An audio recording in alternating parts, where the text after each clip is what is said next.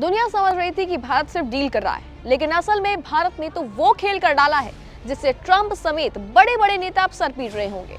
जब निगाहें वॉशिंगटन और ब्रसेल्स पर टिकी थी, तब नई दिल्ली में कुछ ऐसा हो गया जिसने जियोपॉलिटिक्स में बड़ा बदलाव कर दिया है। और फिर ऐलान हुआ कि नरेंद्र मोदी जल्द ही इजराइल की धरती पर उतरने वाले हैं।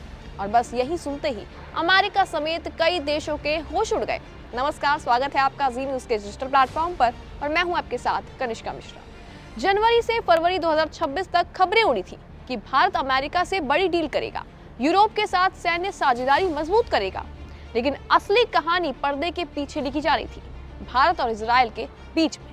16 फरवरी की शाम इजराइल के प्रधानमंत्री बेंजामिन नेतन्याहू ने मंच से अचानक कहा, क्या आप जानते हैं अगले हफ्ते मेरे देश में कौन आ रहा है?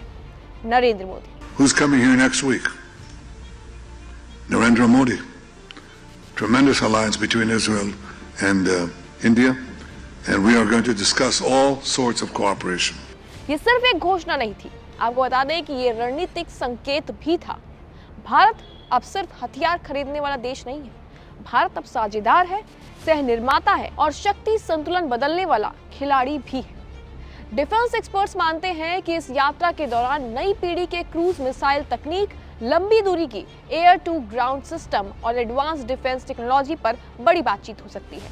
ऐसी मिसाइलें जो रडार को चकमा देकर कम ऊंचाई पर उड़े, ऐसी तकनीक जो युद्ध के मैदान में दुश्मन को सोचने का मौका भी न दे।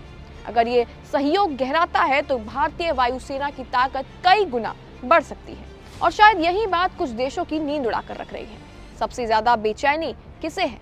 वो है बीजिंग, क्योंकि भारत और इजराइल की साझेदारी सिर्फ हथियारों तक सीमित नहीं है। ये साइबर सुरक्षा, आर्टिफिशियल इंटेलिजेंस, समुद्री मार्ग और रणनीतिक बंदरगाहों तक जा सकती है। हाइवा पोर्ट पहले ही भारत के लिए अहम बन चुका है और अगर ये गठजोड़ मजबूत होता है तो भारत सीधे यूरोप तक अपने व्यापारिक और रणनीतिक रास्ते और मजबूत कर सकता है। अमेरिका में भी इस ऐलान से हलचल मच गई है। विशेषज्ञ मानते हैं कि भारत अब सिर्फ खरीदार नहीं बल्कि एक निर्णायक शक्ति भी है। भारत के पास विशाल बाजार है, बड़ी रणनीतिक है और जनशक्ति भी है और वो तेजी से बढ़ती भी जा रही है। और इजराइल के पास है हाई टेक सैन्य कौशल। जब ये दोनों मिलते हैं तो सिर्फ समझौता नहीं होता, आपको बता दें भविष्य की शक्ति संरचना बनती है। और साथ ही साथ आपको ये भी हम बता दें कि 25 से 26 फरवरी की यात्रा सिर्फ एक डिप्लोमेटिक इवेंट नहीं है, ये संदेश है कि भारत अब अपनी चाल खुद तय करता है। भारत किसी भी खेमे का हिस्सा नहीं है बल्कि खुद एक धुरी बन चुका है। ऐसे में याद रखिए, जब भारत कदम बढ़ाता है तो संतुलन बदलता है। अब दुनिया देख रही है कि भारत का अगला वार रणनीति का होगा या शक्ति प्रदर्शन का। लेकिन इन सब में इतना तो तय है कि नया भारत अब चुपचाप नहीं चलता, वो चलता है तो इतिहास लिखता है।